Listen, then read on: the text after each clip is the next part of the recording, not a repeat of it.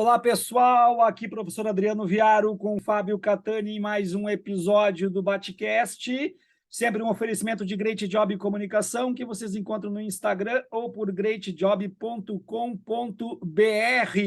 Como de costume, Fábio Catani, faça as honras da casa.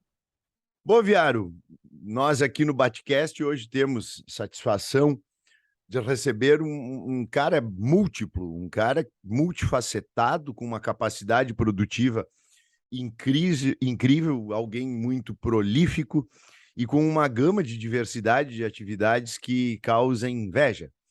Beto Ribeiro, diretor, produtor, roteirista, escritor, um cara que se notabilizou muito por diversas séries e filmes e livros, e que fez parte também muito tempo da série de investigação criminal, que é algo que sacode esse país o tempo inteiro. Beto, uma satisfação enorme tê-lo aqui conosco, pode ter certeza que é uma honra muito grande. Eu gostaria que tu começasse falando para os nossos ouvintes, além de tudo que eu falei aqui, desse elencar das tuas atividades, quem é Beto Ribeiro e como é que saiu das lojas americanas para as câmeras, para os vídeos, para as claquetes? Obrigado, Fábio. Obrigado, Viaro. É sempre complicado falar de si mesmo, né? Porque fica uma coisa, às vezes, meio... Eu geralmente estou entrevistando os outros, então quando a gente vai ser entrevistado, a gente fica meio um pouco assim. Não, vocês falaram que é 1 hora de podcast, para falar toda a trajetória é precisar de mais tempo. Tentar ser o mais resumido possível. Eu vou fazer 50 anos no ano que vem, então já tenho bastante tempo. Não, 50 anos... 50 anos no ano que vem eu faço. Então, assim, eu comecei a trabalhar. Aos 19 anos, eu resolvi ir embora do Brasil, pedi para o meu pai para ele me financiar, fui embora para a França, e naquela época, em 92, o Brasil era um outro Brasil, né? As pessoas tinham muito desprazer em ser brasileiro, que a gente não tinha, não sei se a gente é geracionalmente igual, mas era uma época muito complicada, a gente parecia que não tinha futuro, não tinha perspectiva, ser brasileiro era muito pesado, era muito complicado, eu era muito jovem, eu tinha a possibilidade de repente, tentar a vida em outro país, eu resolvi ir. Não me adaptei muito de cara, eu acho que era muito menino, acho que se fosse hoje eu não voltaria de nenhum, mas era muito menino, voltei uns 6 meses depois, e a faculdade trancada, eu consegui, com isso, um estágio numa produtora que era a TV1, que fazia um dos primeiros brand contents que eu acho que foi feito, acho que foi o primeiro, que chamava Gente que Faz, que passava aos sábados antes do Jornal Nacional na Globo. Tinha alguma coisa a ver com o Bamerindos, né? Era do Bamerindos, então por isso que era Gente que Faz. O Bamerindos, ele patrocina... Era um comercial estendido, mas eu fiz 56 personagens. Nenhum deles era cliente do Bamerindos. Então, não era um comercial para mostrar, olha, a dona Maria queria ter uma lojinha e ela foi lá no Bamerindos, fez um empréstimo e fez a lojinha. Não era nada disso. O Brasil tinha, naquela época, uma necessidade de um resgate de autoestima.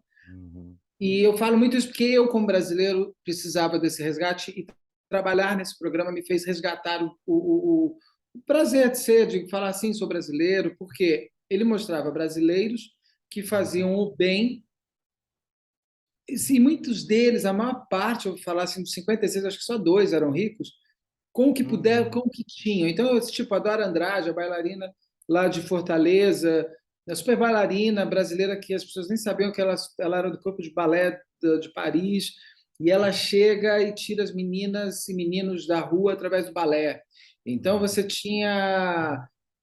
era uma diversidade absurda de personagens que te enchiam de orgulho e de olhar e falar, nossa, ele com tão menos que eu faz tão mais do que eu poderia fazer. Então, e terminava sempre, né? Fulana, Beltrana, de tal. É gente que faz. Como essa assim, foi marcante. E até houve uma paródia, eu acho que do Cacete e Planeta. Gente que faz, gente. Não, e eles fizeram também Gente que Anda, porque tinha uma mania, eu só participei das gravações, os diretores punham o povo para andar, até para ficar embaixo dos offs. Era Gente que Anda, porque eles andavam demais, coitados, eles andavam horas, estavam andando. E aí era Brasil se faz com gente que faz. Esse era o final do comercial.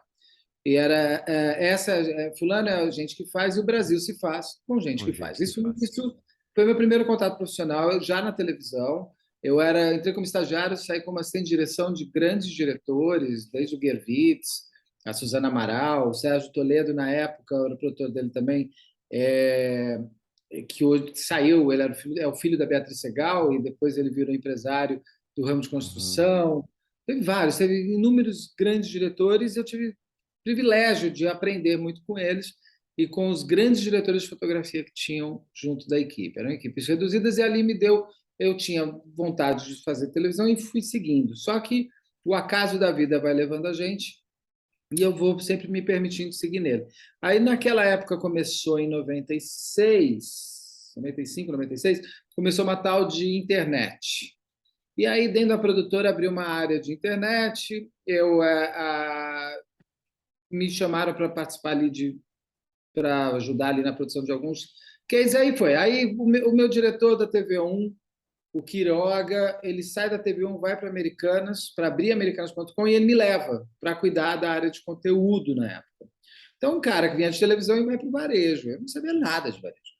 E foi muito bom, muito legal, porque exatamente a minha ignorância sobre o assunto me fez crescer bastante, porque eu não tinha vergonha de perguntar, não sabia o que eram as coisas, ia perguntando. Cresci muito bem, fui para a área de marketing, aí eu não estou na Americanas porque eles foram para o Rio de Janeiro, e se eles estivessem na Americanas, com certeza eu acho que hoje seria presidente da Americanas, porque eu acho que a empresa que eu mais amei trabalhar na vida foi a Americanas. Era uma empresa que eu gostava muito. Eu tenho uma alma varejista. Aí eu volto para São Paulo, porque eu morei 2 anos no Rio, não me adaptei, infelizmente. Eu fiquei 6 anos na Americanas, voltei e fui para a Cirela, que é uma construtora, vender Uhum. apartamento online, abrir toda a parte online. Também era mais um desafio. Aí, depois desse período todo de mundo corporativo, eu resolvi lançar meu primeiro livro, que era o Poder S.A., que é uma crítica, uma autoanálise crítica sobre o mundo corporativo. Eu falo que são histórias reais, são histórias possíveis do mundo corporativo, são histórias, todas elas reais, que eu conheci, e que eu adaptei como ficção. Foi muito bem, é um livro que vende muito bem até hoje. Ele já está, sei lá, não sei quantas, são mais de 50 mil cópias, 100 mil cópias, não sei. E aí ganhei dinheiro com o livro, olha coisa boa, é tão raro ganhar dinheiro com livro no Brasil, ganhei. Aí lancei o segundo livro, Eu Dei Meu Chefe, e no meio disso tudo eu caí numa produtora onde eu fiquei durante 13 anos e onde eu desenvolvi vários projetos ali dentro. Dentre eles, a Investigação Criminal também, que virou o canal do YouTube há um ano, e na verdade há 2 anos, mas estava parado lá. E o ano passado a gente pegou para revitalizar ele. O canal estava com, sei lá, acho que 200 mil pessoas e agora que eu saí agora, faz 2 semanas, ele bateu mais de 1 milhão. Então foi legal porque tudo se une, né? Porque quando você cria uma produção, você tem orçamento, você tem meta, você tem prazo. E o varejo me trouxe muito isso, muito forte. Você não pode estourar prazo, você não pode estourar verba, você não pode. Se a tua meta é fazer tudo em 10 dias, vamos tentar fazer em 8. E a mesma coisa o canal do YouTube, ele é um grande varejista. O YouTube nada mais é do que um grande marketplace. Então, se você tem um conteúdo que agrada as pessoas pessoas vão assistir. Se as pessoas vão assistir, eles vão botar anúncio. O anunciante vai estar falando com o público. Então, o que o YouTube quer? Que você faça um grande projeto, um grande conteúdo, que seja ele qual for, dentro da sua expertise. E para o canal do YouTube, eu volto para Americanas, praticamente, porque é um mundo online, é um mundo com dados, é um mundo com números, é você direto com as pessoas, não é através de uma TV. Tem que entender o que é o consumidor, tem que converter para se inscrever, depois para virar membro. Não basta o cara se inscrever, ele tem que voltar. É caro demais você fazer um cara assistir um vídeo só, ele tem que assistir mais. E isso foi um prazer. E agora, no final, o ano passado eu passei por um problema pessoal com meu marido, ele foi atropelado, precisou amputar o pé esquerdo, e foi uma reviravolta da vida, que não me parou, continuei com o canal também, mas que me deu um equilíbrio de o que a gente quer, o que eu quero fazer da vida, né? A gente trabalha tanto, faz tudo, de repente vem um caminhão de lixo e te mata. Que foi no caso dele, parou em cima do pé dele. E aí eu comecei a olhar para ele, eu acho que chegou a hora de eu seguir minha carreira por mim. Eu gosto de falar de crime, eu gosto de entrevistar, eu gosto de contar histórias. Estou fazendo muito bem lá. Eu abri o meu canal agora, que é o chamo de Crime e Mistério SA, mas o endereço é YouTube/Beto Ribeiro Crime. E abri, gente, não faz uma semana, acho que abri quarta passada. E tá Eu indo. assisti hoje, inclusive, a live do Acaso, estava bem bacana. Então, você viu? Eu gosto do acaso.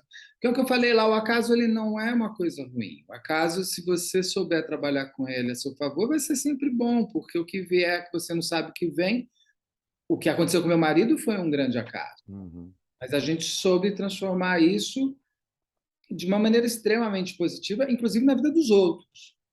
Eu Então, até acho que quem tenta viver a vida achando que vai se livrar da contingência, que vai se livrar do acaso, vai ter uma chance muito grande de dar tudo errado, né? Porque pode acontecer no teu melhor momento, inclusive, né? Pode acontecer e isso aí vai botar tudo por água abaixo, né? Eu me lembro do professor Clóvis de Barros Filho, numa aula dele, que ele disse assim, tu pode estar na maior felicidade da tua vida e daqui a pouco teu filho tem câncer. E aí? E tu vai fazer o que com a felicidade? Então, tu tem que trabalhar, mas não achar que tu vai conseguir cercar todas as possibilidades, porque o acaso é justamente aquilo que vai transpor as possibilidades que tu está cercando. Né? e vai te fortalecer, diz que eu não tenho a menor dúvida que muita coisa te fortalece. Muitas vezes você está com alguns medos.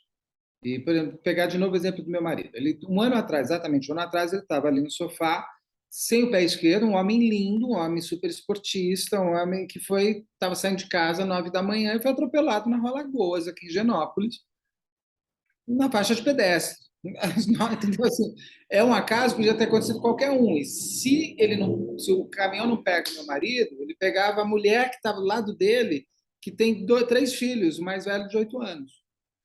E ela morreria, porque ela pegaria de frente. Então, e um ano depois, a gente consegue fazer a viagem para o lugar que ele mais ama na vida, que é a Ilha da Madeira, eu olhava ele feliz de estar conseguindo andar em cima de pedra. De uma pedra, não é indo no Cristo Redentor, não é isso, andar em cima de uma pedra, andar numa praia de pedra. E você fala assim, peraí, eu estava lá com os meus perrengues profissionais ali, e falei, mas por que... Isso é difícil. Mudar de trabalho não é. O difícil é você conseguir se reerguer, ficar em pé, andar em cima de uma pedra. Isso é difícil. Então, espera um pouco. Se a gente tem que. E talvez, se tudo isso não tivesse acontecido, eu ainda estivesse imerso naquele lugar confortável, mesmo não estando mais tão prazeroso, mas confortável. E eu acho que o acaso nessas horas, essas coisas, elas, se você parar para olhar, e não é filosofia, não, eu faço isso na minha vida inteira. É a quarta vez que eu troco praticamente de carreira. É uma questão de se olhar para. Eu posso morrer amanhã Uhum. mesmo. E se eu chegar e morrer amanhã, eu chego, sei lá, se existe céu, o que, que existe. Chego lá e falo assim: e aí, valeu a pena? Não quero, eu quero que valha a pena. E aí é esse fortalecimento que eu acho que as pessoas, às vezes, elas não olham muito, assim, depende Be realmente de você. Beto, me diz uma coisa, como é que tu explica, ou como é que tu analisa, ou como é que tu vive essa interseção entre o jornalista, o cara das redes, com um vasto conhecimento sobre crimes? Como é que tu te define? Porque investigador tu não é de profissão, psiquiatra tu não é de profissão, mas o Uhum. conhecimento que tu tem em todas essas áreas, ele é muito amplo. Como é que tu lida com isso? Eu brinco que eu já me tornei, né? Porque hoje em dia eu sei ver eu já vi local de crime, que eu já vi de exame necroscópio, tudo mais. Assim, eu acho que tudo está interligado de alguma maneira. Desde que você tenha prazer, tá tudo certo. Eu gosto de crime. Eu não olhava muito para ele, não amava, mas eu gostava, sempre gostava de uma história policial, de uma história de suspense. As coisas foram caindo para mim no colo de uma maneira muito sem eu ir atrás. Eu não sei nem te explicar qual é o momento que eu tenho a conexão exata em começar a querer contar histórias de crime. Agora, assim, para pensar, puta, foi em 2010, 2011, primeiro a investigação criminal. E eu sou uma pessoa, olha, eu falo para cacete, vocês podem me cortar. Não, Eu sou um bom entrevistador, porque eu gosto de ouvir, mas na hora quando eu vou falar, às vezes eu esqueço que tem que dar a pausa. Quando você... É uma grande história, um crime. E você tem que ter, como jornalista, sempre o questionamento, né? De questionar, mas está certo, não está? Você não pode cair logo de cara numa primeira história. Eu entrevisto muitas pessoas e todo mundo acha, às vezes, que eu comprei a história que o outro me contou. Eu estou fazendo você me contar o que você quer contar. Aí, se eu vou acreditar ou não, vai ser na edição que você vai ver. Porque você precisa de provas, né? O famoso contra fatos não há argumentos. Tudo bem, foi assim que aconteceu, mas como foi? Qual é a dinâmica? Qual é a motivação? O que motiva um crime? Isso tudo está dentro de jornalista para qualquer coisa. Você vai cobrir economia, você vai ter que buscar as suas motivações e as dinâmicas daquele cara que quer te convencer que está ótima a economia e do cara que quer te convencer que a economia não está ruim. Então você tem que ouvir os dois lados e você tem que ter certeza e saber perguntar as perguntas certas. Dentro do crime, tem como escritor uma grande história. Não existe melhor roteirista que a vida. Não tem, não existe. Cada crime que chega na minha mão, eu falo assim: se eu tivesse escrito isso, iam falar que eu exagerei. Ah, não, isso não vai acontecer, isso não existe, não pode ser. Não, aconteceu, está lá, está provado.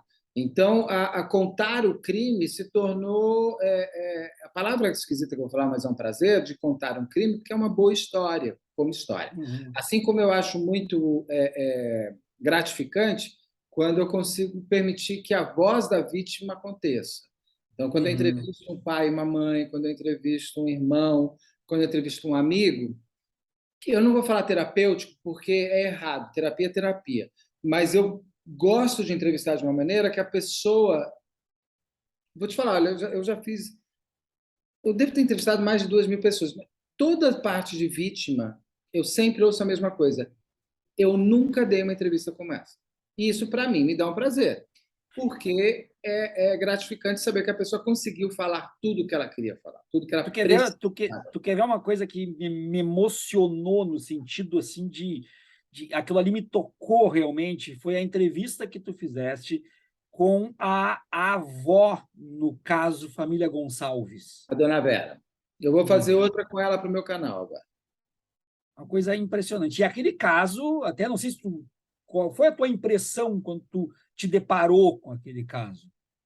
Hoje em dia é muito complicado eu ficar muito... Eu sempre vou ser impactado, porque eu sou um ser humano, tenho empatia, não sou um psicopata. Já brinquei com os psiquiatras que eu entrevisto, faz aí o teste para ver se eu sou. Aí ele fala: bom, só de você fazer isso, você já não é. Aí, porque eu já vi tantos crimes escabrosos e muitos deles eu olho e falo assim, eu começo a entrevistar e eu começo a analisar todo o processo, todo o inquérito. Eu falo assim: estava tão óbvio que isso ia acontecer. Tem Sim. um crime, assim, eu já, de novo, sei lá quantos que eu já entrevistei, mas tem um crime que foi o da Beatriz Angélica, de Pernambuco, que foi o crime... Foi o único crime que, entrevistando pai e mãe, me emocionei. E foi muito complicado para mim, porque eu tenho que fazer algumas... Eu estou estratégico, né? Quando eu estou entrevistando, existe uma estratégia na minha cabeça de como fazer aquilo se tornar entretenimento. Não é horrível que eu estou falando, é que eu preciso que as pessoas assistam. Sim. Então, eu estou entrevistando, eu estou cadenciando, estou vendo a emoção da pessoa, estou vendo o que ela pulou, que ela não quis me falar, mas eu vou fazer voltar. Você faz uma pergunta, às vezes a pessoa vai para... Então, eu já criei uma estratégia minha de entrevistar pessoalmente vítimas, ou familiares das vítimas, principalmente. O da Beatriz Angélica foi o único crime que eu não consegui olhar e falar: isso aconteceu. Porque foi um crime do acaso, do acaso, do acaso, do acaso, do acaso, numa escola onde a menina estudava. Ela estava num dia de formatura da irmã mais velha, onde o pai dava aula, onde ela estudava, um dia festivo e feliz para a família, num local extremamente seguro, e não tinha ligação nenhuma entre o autor e essa criança. E o desespero do pai e da mãe, quando eu entrevistei eles separados. Cada entrevista demorou 3 horas. Porque eu permito que não tenha limite. Eu sempre falo: vou entrevistar familiar de vítima, não põe mais ninguém depois. Porque eu saio destruído. Eu não sei, o pai da Lorenza, ele falou durante 3 horas e meia. A entrevista bomba de audiência. Então, o pai e a mãe da Beatriz, o desespero de querer entender o que aconteceu com a filha, de pensar nos últimos segundos da filha, e de não entender, porque eles não conseguem entender o que aconteceu. Por eu pegar o Lorenza, era óbvio que o marido da Lorenza ia fazer o que fez com ela. E ela já estava tomando álcool, tomando remédio e tomando Já tudo. tinha uma, assim, já era uma, já existia uma disfuncionalidade. Ele Não falava com o pai há um já tempo. tinha afastado o pai, amigos, a irmã gêmea.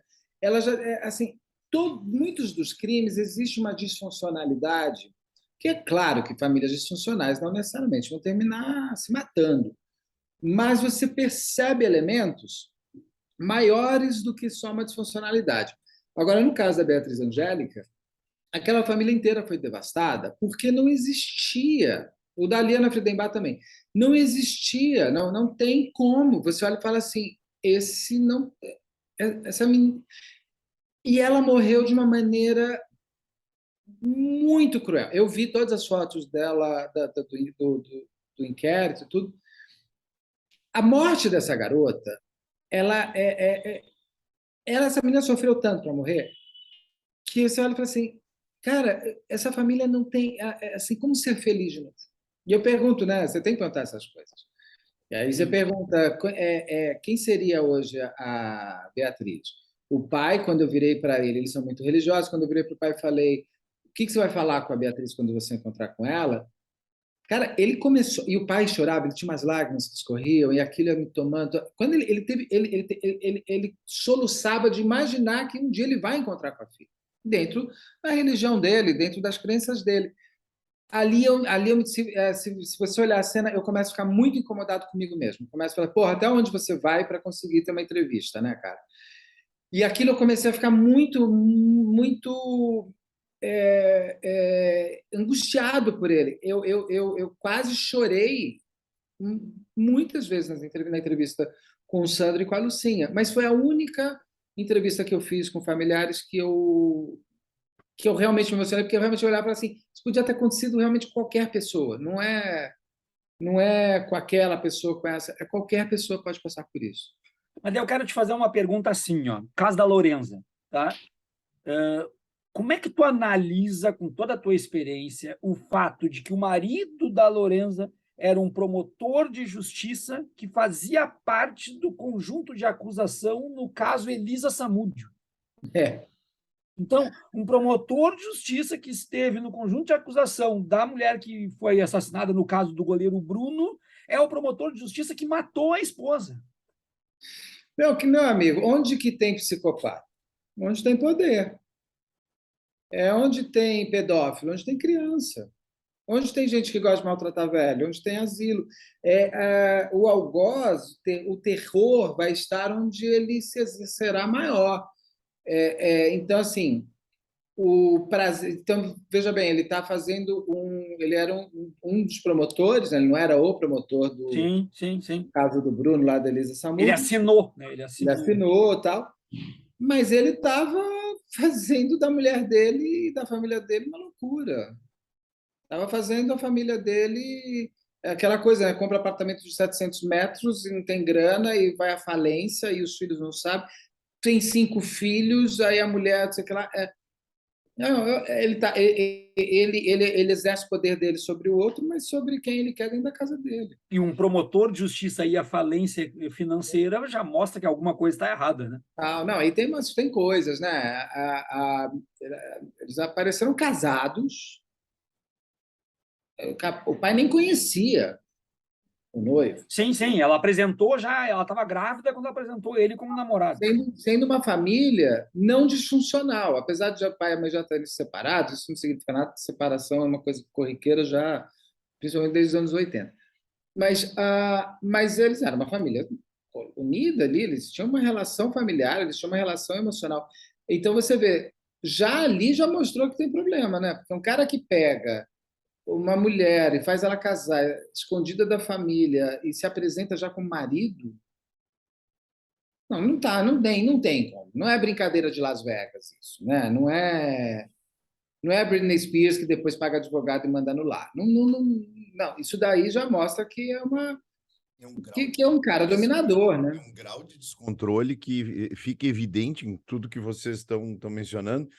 é uma ideia de grandiosidade, é uma brincadeira de quase uma deificação do sujeito, que ele se coloca acima de tudo, acima, inclusive, de consequências, né? As relações abusivas, elas são muito... ninguém está livre dela. Ninguém. E isso eu tenho percebido cada vez mais, o quanto as relações abusivas, elas são... É aquela droga que vai chegando aos poucos, e quando você olha, já foi, porque quando você vai vendo o histórico das mulheres que morrem, principalmente, dos homens também, tem mulheres que matam os homens, mas você vai olhando assim, mas como que ninguém fez nada? E aí você vai olhar, porque muitas vezes pela porta pela porta do lado de fora, ninguém mostrava. Então, assim, relações abusivas como a da Lorenza, que ela passou com o André Pinho, elas estão, eu não sei por que nós estamos nos tornando tão maus, mas as pessoas, isso está sendo cada vez mais corriqueiro, cada vez mais. E quais O são caso os... da... Não. Vai, Catarina. Quais são, assim, os casos mais marcantes? Assim, qual foi o primeiro que te levou para esse mundo? Qual foi o primeiro impulso? Primeiro caso forte? E depois, na sequência, quais os mais fortes de todos? O Além primeiro, da menina Beatriz. quando a gente resolveu fazer a investigação criminal, foi uma ideia de virar e fazer. Vamos pegar o caso da Isabela Nardoni. Isso era. Nardoni tinha sido julgado em 2010, a gente resolveu fazer esse piloto em 2011. Ou foi em 2009, 2010. Agora, às vezes, eu me perco um pouco nas datas, já faz muitos anos. Mas tinha sido assim: o Isabela Nardoni tinha sido o julgamento dela há pouquíssimo tempo, um ano. A delegada nunca tinha falado com ninguém, a perita nunca tinha falado com ninguém, e o legista nunca tinha falado com ninguém. Aí a gente vai lá e fala: por que não pode falar com a gente? Foi um ano e meio para convencer essas 3 pessoas a dar entrevista. Então, foi uma grande prova de que se você quiser, que você queria mesmo fazer, crer. Então, esse foi o primeiro caso, era um grande caso de investigação absurdo. Eu li tudo que tinha, vi tudo que tinha, para você conseguir a confiança da polícia, a confiança do perito, da perita, do legista. Você tinha que mostrar que o que você queria fazer era um documentário sério e não uma coisa sensacionalista e tal. E a polícia, principalmente a investigativa, ela sofre também dessa coisa que as pessoas querem que tudo se resolva para amanhã, né, no Brasil. Então, matou quem foi. E tem um tempo de investigação, você precisa. Eu lembro que a Isabela Nardoni tinha plantão de abertura do Jornal Nacional na frente da delegacia, e a delegada não falava com ninguém, porque ela estava investigando, ela não tem que falar com os outros. Então, esse foi muito complexo, esse projeto, porque ele foi o pontapé. E aí a gente achava assim, agora vai ser fácil. Não, todos foram da mesma forma. Não, foi um ano e meio, porque isso já tinha um piloto, era mais fácil de você mostrar. Mas, por exemplo, a doutora Cíntia Tucunduva, do caso da Suzane von Richthofen, que eu adoro ela, uma super delegada que se aposentou agora, você vê que você está passando por uma sabatina. Sabe assim? Eu gosto eles sabem até olhar para você, porque se você tivesse contando alguma coisa, você vai entregar. Você vai falar, fui eu, não sei o que eu fiz, mas eu fiz. Então, assim, esse foi o primeiro, foi Isabela Nardoni, o segundo já foi Suzane von Richthofen.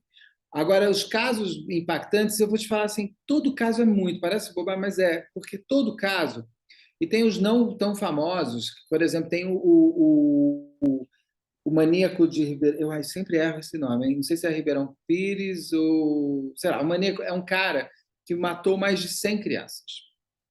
E esse caso é um caso muito forte, porque a delegada que chega nele, 10 anos antes, estava chegando nele já, e o delegado-chefe, pelo ego, fica irritado com ela e manda transferir ela de delegacia. E ela já estava chegando no cara. E ela falava assim, não, mas eu sei que eu vou chegar... Não, você não tem mais que fazer nada, você está se metendo onde você tem que se meter, você está querendo aparecer, você quer aparecer não sei o que lá, e tira essa mulher. Essa mulher volta 10 anos depois como diretora, como delegada titular dessa... Ela fez que ela queria voltar, que ela queria achar esse cara. E Esse cacete, cara quantas crianças depois? Putz, se ela tivesse parado antes. Ele fala para ela assim, ela pergunta quantos você matou? Ele falou, eu parei de contar no 100. Porque o psicopata, quando ele é pego, ele tem uma coisa muito interessante. Ele tem arrogância até nesse momento. Ele gosta de se mostrar. Ele gosta de falar o que fez. Você pega o Maníaco do Parque, ele fala, este é o meu cemitério. Então, assim, eles não têm, eles escondem coisas para manter ainda o poder sobre a informação, mas eles gostam de se mostrar o tamanho do mal que eles são. Então, assim, esse cara, eu não parei de contar no 100. Ele deve ter matado mais, assim. E ele foi matando, e era um cara que ninguém, um bolachão, era um cara meio assim, bobão, assim, pelas cidades, ele transitava pelas mesmas cidades e ele ia matando meninos e meninas, violentava eles e elas, matava na porrada. Matava meninos de 6, 7, 8 anos. E ela poderia ter parado ele 10 anos antes. Foi a pergunta que você fez: quantas crianças poderiam ser adultas hoje se não tivesse tido esse delegado com esse ego inflado, que eu nunca soube o nome dele. Se eu soubesse, eu acho que daria até para falar. Porque eu acho que esse delegado é corresponsável por essa, porque ele impediu de essa mulher parar esse cara. Então, esse é um caso que ele não é tão famoso, mas eu acho talvez um dos crimes mais horrorosos que eu já fiz. Porque são muitas e muitas e muitas e muitas crianças. Realmente, eu recebi foto das crianças e de muitos anos. Ele foi preso, acho que em 2000, se não me engano, e daí ele já morreu. Ele morreu na cadeia. São anos, são décadas ele matando. São de décadas. Ele matou durante décadas. Muitas, muitas, muitas crianças. Agora, também teve um caso, eu não me lembro o nome agora, teve um caso em que a polícia cumpriu perfeitamente seu papel, Tem vários. avisou a justiça que a mulher ia ser assassinada pelo marido, pelo ex-namorado, não fizeram nada e ela foi assassinada pelo ex-namorado. Tatiana Lorenzetti. Esse caso Isso. é do Paraná. Esse caso é o seguinte: era uma mulher que se separou do marido, ele era até daquela luta greco-romana, assim, Greco-romana, né? Atleta Johnny, olímpico, né? ele foi Atleta olímpico, olímpico. e ela queria separar dele, a polícia está fazendo uma investigação sobre tráfico de drogas. Ali está fazendo escutas. Nessa escuta, a polícia chega num cara ligando para um dos traficantes, negociando a morte da sua mulher, querendo que ele matasse a mulher dele, e o traficante pede um valor, o cara não quer pagar, então não mata. Só que isso é guardado na escuta. Isso é no começo de dezembro, se não me engano. A polícia vai e avisa o juiz e pede. Só que existe pela lei, você não pode prender uma pessoa porque acha que ela vai cometer um crime. Isso foi uma discussão até jurídica lá depois, assim, mas isso não é uma ameaça, né? E a própria Tatiana também não toma muito corpo com relação a isso. Ela morre, aí ela morre, ele vai lá e dá um tiro na cara dela, ele não, né? Ele contrata um cara que faz se passando por Uber, era um cara até que estava com tornozeleira eletrônica, o cara que estava dirigindo, e o outro que mata ela, finge que rouba a bolsa dela e dá um tiro na cara dela. Na saída, ele vai fugir para pegar o carro, mas está vindo um carro de polícia militar. Esse carro de polícia militar entra em confronto com ele, porque percebe que tem alguma coisa. O policial militar mata esse cara. Então, assim, em princípio se esclareceu um latrocínio que terminou com o assassino morto. Então, não tem muito mais o que se investigar. Só que a delegada estava na casa dela. Ela é uma delegada excelente. Ela fez vários casos da Raquel Genofre. Eu fiz uns 3. Aquele dos irmãos Vargas lá, que matou a menina lá, youtuber e tal. E ela está assistindo televisão e passa, sabe assim, a mulher, gerente de banco, morre num vítima de latrocínio. Ela olhou e falou assim: é ela. Essa mulher não foi latrocínio. Ela volta, sai das férias dela. Ela sai, vai para a delegacia e já manda pegar o cara. E fala assim: manda fazer aqui. Aí ela já consegue todas as provas e ela consegue prender o cara. Se essa mulher, se essa delegada não estivesse vendo televisão naquela hora, ela não tivesse se preocupado lá atrás em tentar proteger essa mulher, talvez esse cara não tivesse sido preso. E o que ele queria era o seguro de vida da mulher, que ia para a filha dele, que era menor de idade, ele seria o tutor do dinheiro. O acaso, de novo, que era exatamente o que se conversava no início. O acaso, ele fez várias No caso Nardoni também, a delegada ela estava para sair do plantão, né, por poucos minutos. A delegada estava para sair do plantão, assim, ela tinha terminado praticamente. A doutora Renata Pontes é uma delegada do Nasarsas, super delegada. E ela estava saindo do plantão. Eu sempre falo, eu não sei quem era o delegado depois. Então, não estou dizendo também que se ele tivesse entrado, ele ou ela, não teria sido boa investigação também. Mas é que ela é da minúcia, da minúcia, da minúcia. E ela faz as coisas quieta. Ela não quer ficar falando com a imprensa, ela quer fazer um inquérito, ela quer ver todas as linhas de investigação e tudo mais. E ela vai e ela pega. Ali tem vários acasos. Além da delegada ser ela, a doutora Renata, tem a doutora Rosângela Monteiro, que também depois virou ela era a chefe da perícia de sangue daquele momento, e ela tem uma expertise muito, muito boa, o legista também, mas tem também, por exemplo, o GPS do carro, que o Nardoni e o Alexandre põem, ele põe no dia da morte da Isabela, depois da manhã da manhã da morte. O que mostra que não foi premeditado, né? Porque muita gente fala, eles já queriam fazer isso. Não, ninguém. Esse é um crime premeditado assinando com Riston. O Isabela Nardoni tem eu acho que o acaso é causador, inclusive, da morte da Isabela Nardoni, porque ele vai jogar a Isabela no sofá com raiva, tá? Mas ia jogar no sofá. E ela cai no chão e quebra o isquio e quebra aqui. Já está aquela conturbação mental toda. Aí, sabe assim, a mulher vai contar de se esganar, só que ela vai lá e esgana de fato. E aí vai uma sucessão, são duas pessoas mimadas, uma loucura a dois ali causada entre eles. A Isabela era a representação máxima do passado do Alexandre, de por quem ela morria de ciúmes, não sei por quê, porque esse homem tem tantos ciúmes dele. E aí aí vai naquela loucura, né? Joga a filha pela janela. Eu digo que o grande milagre de Isabela Nardoni é ele ter jogado ela pela janela. Porque se ela não tivesse sido jogada pela janela, talvez esse crime tivesse sido organizado internamente na casa, sabe? Vai, leva para o amigo médico, dá onde e acabou. Jogar pela janela, você jogou todos os seus monstros para fora, e ali você mostrou para o mundo inteiro quanto que você é cruel. E aí e aí chega nele. Ele também tem outro que assim, a camiseta branca dele estava com as marcas da rede, onde ele se apoiou para jogar Isabela. Mas o GPS foi fundamental porque o GPS te dá o tempo de morte da menina.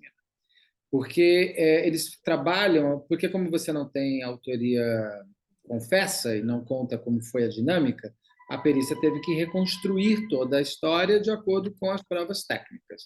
Então, a primeira dela é, quando o carro desliga, ele dá o horário de começo, porque tudo começa dentro do carro. Então, ele desliga. E a ligação do 190 é o momento que alguém viu a Isabela e ligou para a polícia. Então, esse tempo entre desligar o carro e a ligação do 90 dá mais ou menos 12 minutos. Acho que são 12 minutos e 56 segundos.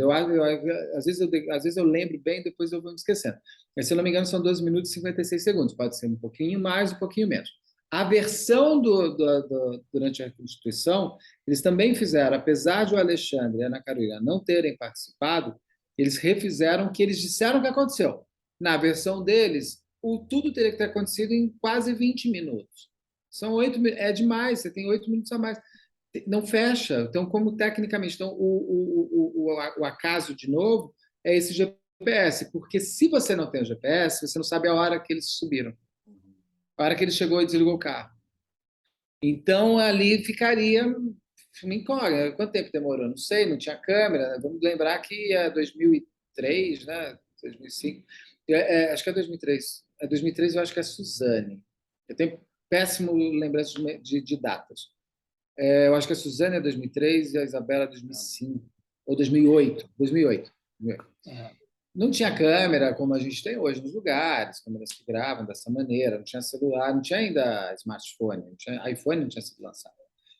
Beto, Então, 2008, a Isabela Nardoni. 2008, Beto, tu também já deve ter tratado com diferentes reações dos familiares e dos pais das vítimas. O que me chama a atenção, e talvez seja um exagero da minha parte por eu ser apenas um telespectador, e por isso que eu quero te perguntar, mas o que me chama a atenção é a fortaleza da Glória Pérez na morte da Daniela Pérez. a fortaleza dela e a participação dela quase que como investigadora também, que não cessou enquanto não fosse atrás. E, ao mesmo tempo, no caso da Nela Pérez, tem o acaso também, né? Então, juntando tudo isso, eu queria que tu falasse um pouco do caso da Nela Pérez, que está aí na HBO com série, Maravilhosa, assim. é uma efeméride, né? São 25 anos, né? São 30, né? Foi 30 92. anos, isso, 30 anos do caso da Nela Pérez. Esse caso, primeiro respondendo da Fortaleza da Glória Pérez, ela não foi, ela foi a investigadora. É ela que consegue chegar nos frentistas, ela que consegue recontar o que aconteceu naquela noite, porque é uma dinâmica tão maluca que como é que a pessoa sai, ele sai do estúdio, volta com a Paula Tomás, fica dentro do carro, mas ela está grávida. Como é que uma pessoa fica dentro do carro no Rio de Janeiro, lá de fora, ele põe a fita isolante no O, que já mostra, e assim, não tem uma tremidinha, então mostra que ele estava bem frio para fazer aquilo. A Daniela, como é que é a Daniela? O carro, quem leva é o carro da frente, o carro da Daniela está na frente do Santana, o Scott está na frente do Santana. Então, em princípio, o Santana que acompanhou o Scott, não foi o contrário. Como que a Daniela foi para lá? Como que as coisas aconteceram? O que que faz? Então, você tem vários acasos. Um que eles estão parados com os carros, né? Com o Scott e com o Santana. Passa o Hugo, que é a grande testemunha inicial, que pelo que o documentário fala, lá que a filha dele fala, ele estava levando os netos depois de um jogo. Talvez se os netos não estivessem lá, ele não tivesse saído de casa, mas como a vida não tem realidade paralela, a gente trabalha com a que existe. E, de fato, ele sai, ele vê o carro, e ele estranha, porque naquele lugar já era um lugar muito ermo. Eu cheguei a visitar esse lugar em 93, 94, quando eu fui para o Rio, e aí era um lugar muito. Hoje é um monte de prédio, casa, não sei o que lá. E ele achou estranho, porque era perto, era no condomínio dele, né? Era passagem para o condomínio dele. Então ele passa ele passa, vê, volta com o carro, volta e anota as placas. Essa anotar de placas é que faz chegar no Guilherme de Pádua, porque se ele não tivesse passado, não vai saber quem foi. Quem foi? Você podia até encontrar o Scott, mas tinha a impressão digital dele no carro. Ué, mas eles trabalhavam juntos, qual o problema? De repente ele pegou o carro para manobrar. Não tem problema nenhum. Estranho, a Paula Tomás tinha, sei lá, eu estava saindo do estúdio, ela não conseguia, a Paula foi lá e manobrou para. Você teria muitas possibilidades, mas nem impressão digital. Impressão digital é uma coisa muito complicada de achar, já me contaram, porque a gente faz, você não tem impressão inteira, né? A gente não fica fazendo assim, a gente passa a mão e isso vai tirando a impressão. Então, o fato de ter essa testemunha foi fundamental, mas daí a testemunha chega no Guilherme. Mas o que aconteceu? Qual a dinâmica do crime? Qual a motivação? Que são as duas grandes perguntas, né? Qual a motivação? Porque a motivação faz a ligação entre o algoz e a vítima, que é fundamental. E qual é a dinâmica? Como é que isso tudo aconteceu? Foi premeditado? Não foi? Tal. A Glória Pérez recebe aquela ligação anônima que fala, passa no posto de gasolina. Aí, para ela conseguir conversar com os frentistas e com o cara que lava o carro do Guilherme de Pádua, foram meses e de muita persistência. E, além de ela ter sido uma grande investigadora, ela foi uma grande humanista, porque muitas das vítimas, que eu acho que até... Vai entrar até um vídeo que eu conversei com a doutora Dina Ackman, que eu não sei se vou por essa semana ou a outra, acho que vai ser a outra, que a gente fala disso, né?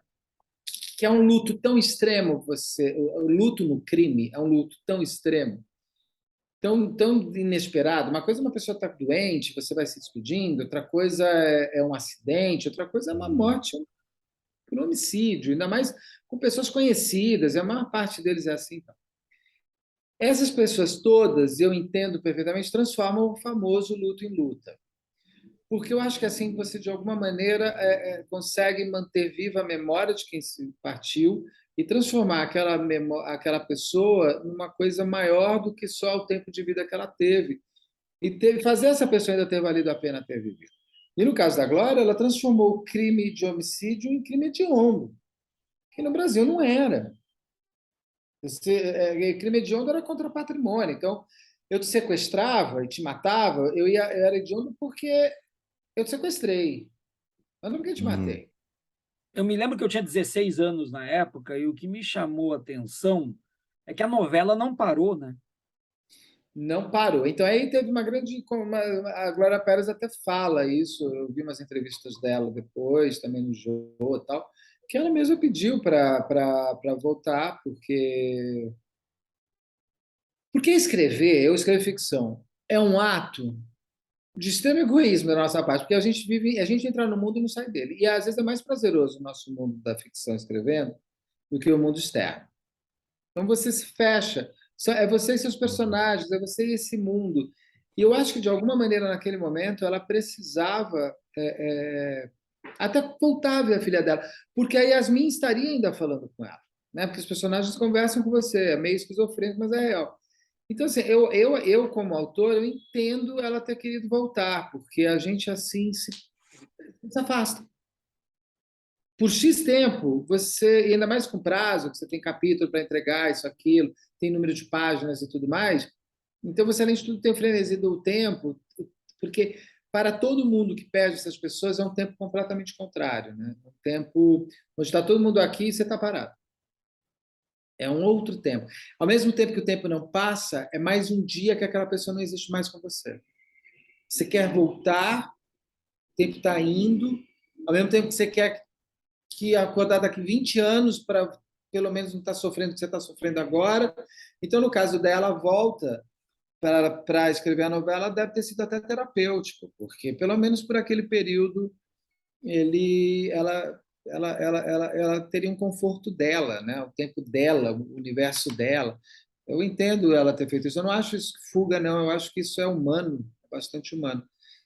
E no caso do acaso era isso, é a testemunha e a investigação, que você me perguntou da investigação da Glória, e principalmente o legado que a Daniela Pérez deixou, que é transformar o crime de homicídio em homicídio doloso, que torna com penas maiores, inafiançável, uma série de coisas. Né?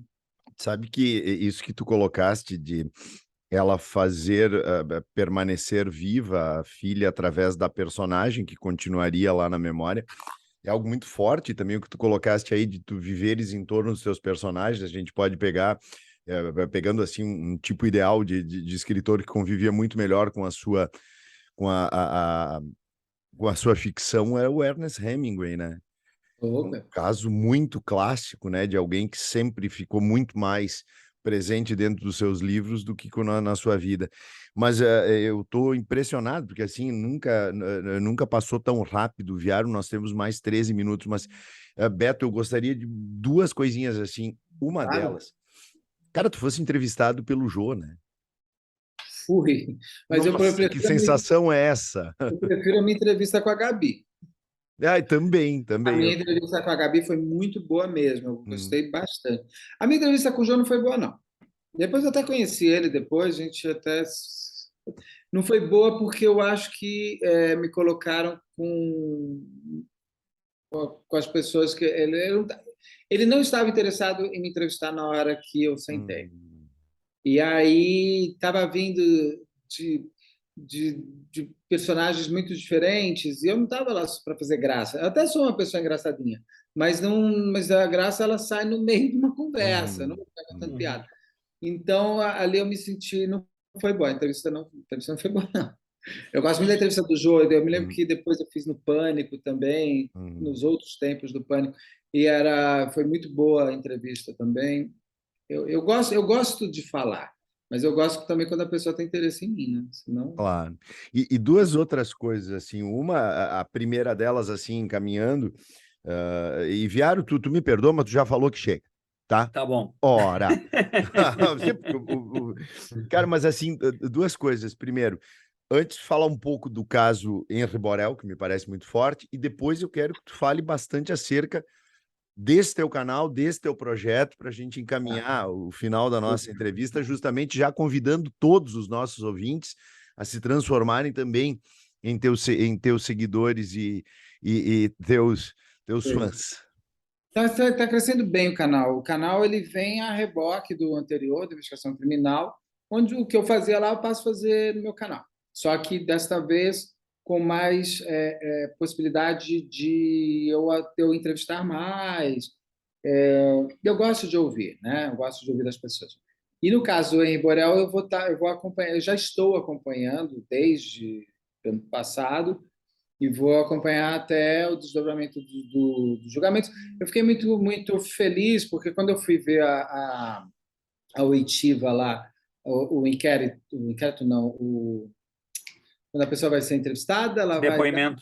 depoimento. Depoimento. É o depoimento. Quando eu fui ver o depoimento do legista em confronto com o perito da defesa do Jairo, e eu estava até lá em cima na tribuna, daí vieram me buscar, queriam falar comigo, porque todo mundo lá embaixo me conhecia por conta das minhas entrevistas. E falei, nossa, que legal. Então, eu vou acompanhar tanto pelos promotores, como pelos advogados de defesa, como pelo advogado também do Lenial, que eu estou para entrevistar ele em breve.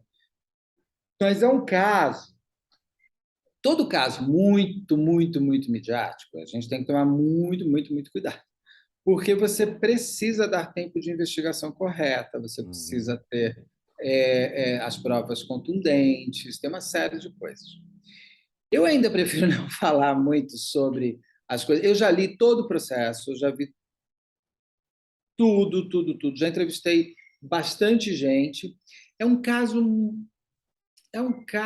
que eu acho que ainda vai dar o que falar, porque quando as pessoas já quando a pessoa já foi julgada pela mídia, ela não tem defesa, né? Porque qualquer coisa que ela falar, você não está querendo assumir. E como a Monique muda de depoimento, tem coisas ainda aí que eu acho que podem acontecer.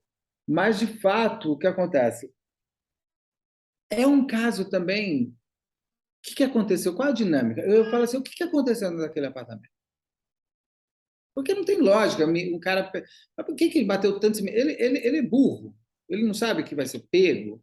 Não sabe que assim, o que acontece? O que faz esse menino ir às 3h30 da manhã para o hospital? Eu quero saber eu quero saber o que fez. Qual o primeiro? Foi na cabeça? Foi no hospital que fizeram coisa errada? Foi dentro do apartamento? Qual é a dinâmica? Como que acontece? Tem muitas perguntas não respondidas. Tem uma boa investigação, tem muitas coisas com provas muito contundentes, tal, mas eu ainda não consigo a resposta. O que faz esse menino ir para a laceração hepática? A laceração hepática, pelo que eu já entrevistei vários médicos, teria deixado o menino completamente roxo. Ele estava completamente roxo. O legista não fez o básico, ele não tirou foto do menino quando chegou lá, o corpo do menino. Tem uma matemática, né, numa autópsia. Você tem um tempo mínimo, foi feito muito rápido. Não tem fotos do menino, ele fala, mas foi laceração hepática. Pô, mas o pulmão dele estava perfurado. Ele morreu da laceração hepática ou do pulmão? Quem veio primeiro? Se o pulmão veio primeiro, não pode também. Como é que perfurou o pulmão? Foi no hospital ou foi na casa? Foi laceração hepática, ele repete. Tá, laceração hepática significa a quantidade de sangue no seu fígado. Qual a volumetria de sangue? E daí fica um silêncio do legista. Aí ele não pesou, quer ver? Para você saber tá vendo? Eu fico sabendo, já sei até dessas coisas, assim, por causa do programa. Para você saber o volume de sangue do seu corpo, sendo bem rápido, você precisa ser o tamanho da sua altura pelo seu peso. Então, ele só mediu o Henry, ele não pesou. Então, como que você sabe que foi laceração hepática? Como você sabe que 40% do sangue do menino estava no fígado? Se você não sabe a quantidade de sangue que ele tinha no corpo. Então, tem coisas... diferente da Isabela Nardoni, que foi de uma maestria, e não estou aqui fazendo comparação de Rio e São Paulo, estou falando de casos. A Isabela Nardoni foi de uma maestria e eu posso dizer assim, Isabela Nardoni se tornou famoso, mas tudo o que aconteceu com a Isabela foi feito antes de se tornar famoso. A autópsia foi feita antes de se tornar famosa, a perícia foi feita antes de se tornar famosa, a investigação começou a se tornar famosa. Ela não era filha da Maite Proença, olha, falando da minha idade, né? Porque hoje eu não sei lá, não é filha da Anitta. Ela era uma menina da zona norte de São Paulo, classe média, de um apartamento de 4 por andar. Então, não era nada demais. Então, assim, o que foi feito pela Isabela Sim, teria sido feito por todos. Sim, porque ela não era famosa, gente. Ela se torna famosa pela morte dela. Então, assim, pô, você pega a autópsia da Isabela Nardoni, que eu vi inteira, assim, você tem tudo ali, você tem tudo, você consegue saber tudo. Do Pesseguini, você tem tudo. Da Liana, de todo mundo. Agora, o do Henri Borel é muito a desejar. E aí é um problema muito sério, porque uma das grandes formas de investigação, eu não estou dizendo que o Henri, que o Jairinho e a Monique não mataram, não estou falando nada disso, porque não cabe a mim falar isso. Estou só te contando que a autópsia não é uma autópsia, que é uma parte importantíssima da investigação, condizente com uma série de coisas que vem depois. Então, assim, tem umas coisas estranhas. Eu vi todo o material. A promotoria é fantástica. A promotoria do Henry é um puta, cara. Eu entrevistei ele. Tem a Bianca também, que é a outra promotora, ela é fantástica. A juíza é muito boa. A juíza, aliás, eu gosto que ela põe respeito no julgamento, né? Porque eu fui ver o julgamento e levei um susto. Eu falei, gente, está acontecendo? O povo sai gritando. Então, assim, ela põe. Todo mundo ali tem muita categoria e muita boa formação e são excelentes no que fazem. O meu grande receio é que a quantidade de provas suficientes não sejam corretas e aí você vai subindo instância, vai anulando, porque é que nem Botkiss. Porque a lei é feita disso, né? Não estou dizendo que eu concordo, não, hein? Estou sendo cronista aqui, estou contando o assunto. Sim. Agora, tem muito, tem que saber, somente casos midiáticos, as coisas vão tomando uma proporção que... Nossa, mas Uma, perfeito. uma informação só que eu preciso, Beto. A família Gonçalves não foi julgada ainda, né? Não foi julgado, é o segundo adiamento que dão do julgamento. É uma confusão essa história. Essa história é muito triste. A história, estou bem bastante dentro dela. É uma história muito doída e muito doida. A Ana Flávia, ela já mostrava um descompasso, né? Eu entrevistei, antes de sair do outro canal, eu entrevistei toda a família também do Romoyuki, que é o pai que morreu. Ele que é o Gonçalves, né? Na verdade. A família contou coisas ali que eu falei, então, tá vendo? Aí é o que eu mostro, ó o que ela já fez. Então você vai olhando e fala assim, ela tava, só que cabe ao pai e à mãe também sempre tentar resgatar, sempre tentar, não é bem assim, a minha filha, vamos aqui. Gente, tem gente que não tem resgate. Tem gente que não tem. O resgate é você cair fora. Mas é minha filha. Vai ser, mas você quer ficar vivo ou não? Porque aqui a Ana Flávia já tinha com essa menina, essa Karina, então já tinha aprontado poucas e boas. Agora, teria ou tem, não sei, porque o julgamento vai ser dia 19 de setembro. Como eu já fui duas vezes lá, e as duas vezes foram postergadas, e agora a última foi o que eles desmembraram o julgamento, então tem advogado pedindo para não desmembrar, então pode ser que chegue lá na hora e junta tudo de novo para 21 de novembro. Então tinham duas datas, um julgamento 19 de setembro, que será da Ana Flávia, e eu acho que da Karina, e 21 de novembro dos outros três rapazes. Se teremos, não teremos. Só dia 20 que a gente vai ter certeza que teve, ou que não teve. Então, Beto, já para reforçar e agora já nos encaminhando para o final, teu canal no YouTube, Beto Ribeiro Crime. Esse é o YouTube / Beto Ribeiro Crime. Beto Ribeiro Crime. E a galera vai poder acompanhar, então, todo também esse desenrolar de grandes fatos. E eu adoraria ter falado contigo sobre o caso da Ioki, adoraria ter tanta coisa assim. Fica para uma surpreendente. parte 2, é só me convidar que vem. Mas vamos fazer essa parte 2 logo, né, Viário? Viário, então faça as últimas palavras. Eu, de minha parte, Beto, incrivelmente agradecido e encantado com esse bate-papo contigo. Eu que agradeço, obrigado. Eu que agradeço Bom, mesmo. A todos os nossos ouvintes, eu queria antes só largar uma informação um pouco divertida, mas eu, como um apaixonado pela ufologia, tive o prazer de ver o Beto também entrevistar o caso das máscaras de chumbo. Eu hoje realizo aqui uma situação um pouco diferente, que me deixa até um pouco constrangido. Eu conheço o Beto à distância pelos canais, ele não sabe que eu existo, mas eu já nutro grande admiração, então hoje posso dizer que me sinto realizado por conversar com esse cara que tem realmente uma bagagem incrível. Eu sou o professor Adriano Viário e junto com o Fábio Catani, nós falamos com Beto Ribeiro em mais um episódio do Batcast. Tchau, tchau!